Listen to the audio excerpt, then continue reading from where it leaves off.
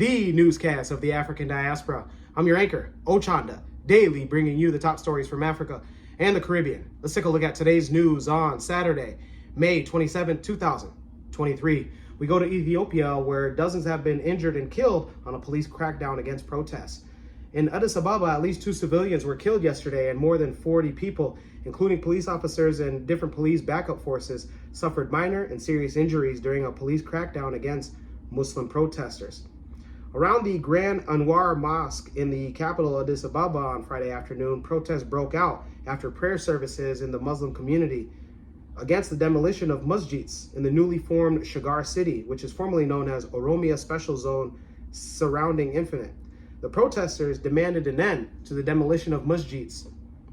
On May 23rd, the Supreme Council of Islamic Affairs and the Oromia Regional State said that 19 masjids were illegally demolished. The Supreme Council of Islamic Affairs of Ethiopia has sent a letter to the Prime Minister Abiy Ahmed seeking an end to the demolitions and a solution to the problem. According to the statement released by the Addis Ababa police, the 2 victims died after being sent to the hospital for treatment. The statement didn't mention if the 2 victims were killed by police or anything else. The victims were identified by a local TV reporter. The crackdown by the police drew criticisms from the Addis Ababa Islamic Affairs Supreme Council, which denounced it as unconstitutional and inhumane. The council once again demanded an end to the actions of demolishing masjids that are taking place in the Shagar city and resolving a problem through dialogue and implementation of corrective measures. A delegation led by a sheikh has also met with security forces in the city last night to discuss the matter and have agreed for police to reopen the 2 masjids remaining. Those in Ethiopia, let us know your thoughts and let us know if you were around the area where the protests and the police crackdown were taking place. Let's go to North Africa, and specifically Tunisia, where millions of Tunisians are facing food insecurity. In Tunis, the capital of Tunisia, over 3 million Tunisians are faced with the threat of food insecurity. President of the Tunisian Center for Global Security Studies has said that 1.5 million who have dealt with this are referring to the Food and Agricultural Organization. Speaking at a conference held on Saturday in Tunis under the theme Food Security and Sovereignty and the Right to Food in Tunisia, the president stated that warned against the current food situation worldwide, especially in Tunisia, which is at a considerable risk. He likewise called on stakeholders to urgently consider new solutions to renew with the foundations of Tunisia's agricultural policy, dating back to the early years of Tunisia's independence.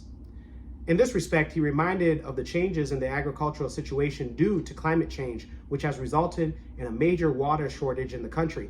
Seawater desalination is recommended, along with the need to support farmers and encourage them to keep up their activities so to avoid quote-unquote food poverty.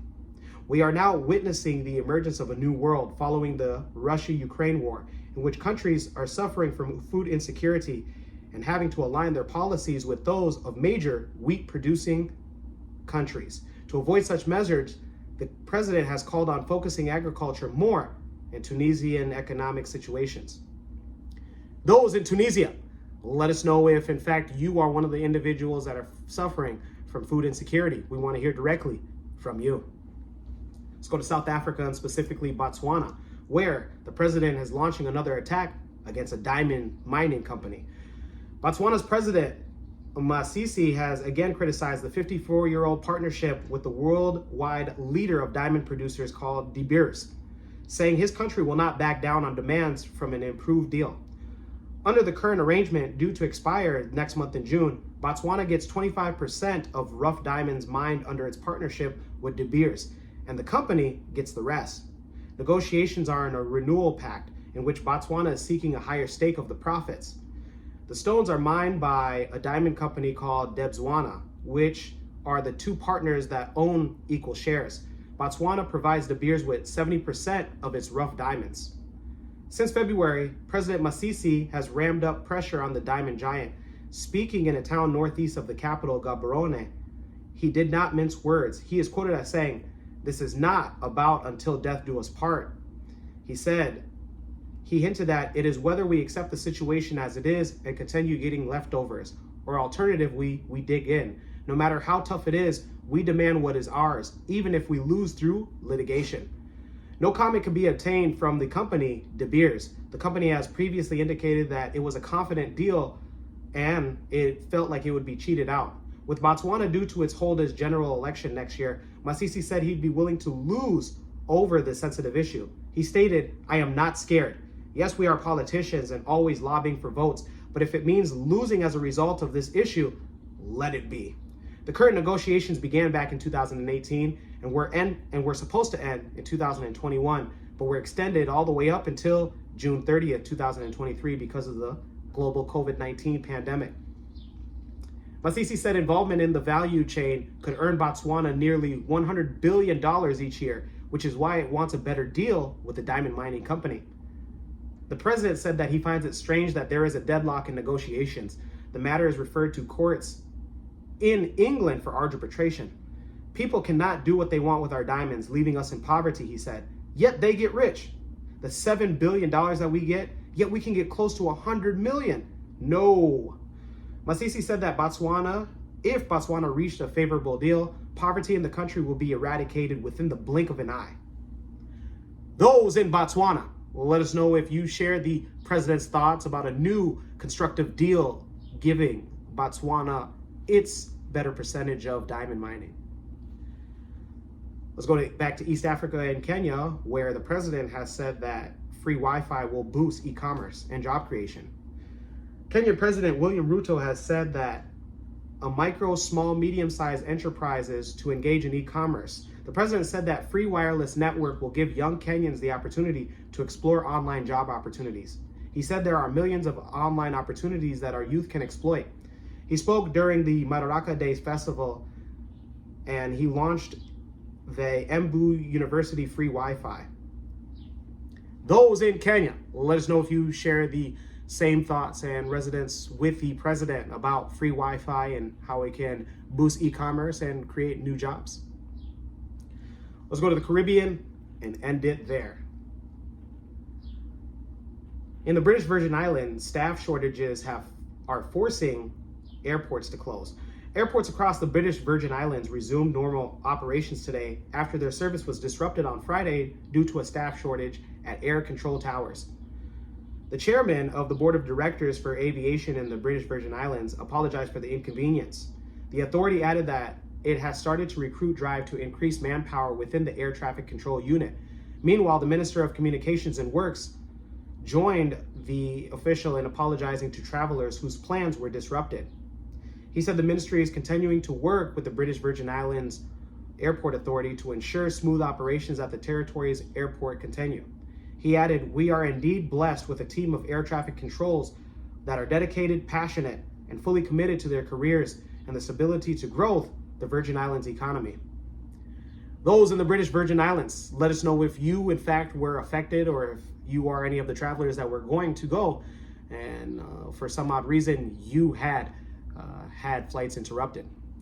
When we come back, we'll bring you the African proverb of the day. Don't go anywhere.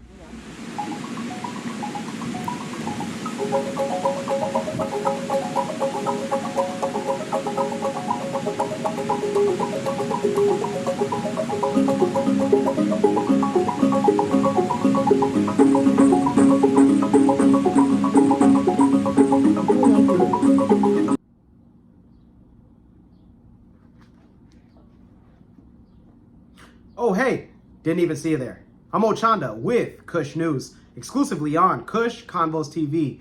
We provide the news each and every single day to the African diaspora. Numbers show that the African diaspora population globally is at over 100 million. This is your chance for your business to have ad placement during the show.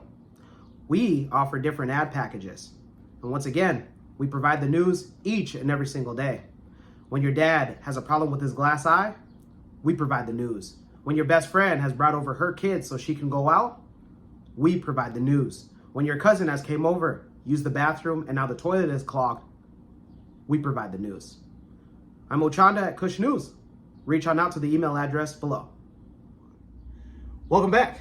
Let's take a look at today's African proverb of the day.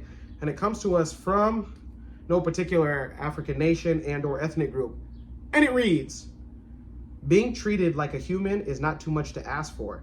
Therefore, I will make my petition known unapologetically." Once again, Being treated like a human is not too much to ask for. Therefore, I will make my petition known unapologetically. This is nice. This is awesome. If I can speak to the men, yeah, the men that are you. No, you're a man that's watching. If I can speak to you, don't ever ask for permission. Do things first and then apologize for it later. What I mean by that is in the logical sense way. As long as you are not physically harming somebody against whatever country that you're in is laws, go ahead and do it. Why should you need to be asking for permission? Unless you work at a job where you have somebody that you report to, just go ahead and do it. You're a man. Take control of your life. Let me know your interpretations of today's African proverb of the day, as well as your thoughts, views, questions, comments, and concerns on the top stories. Don't forget to like, subscribe, and hit that notification bell for today and any other time that we upload material. For Kush News on Kush Convos TV, I'm Ochanda. We'll see you soon.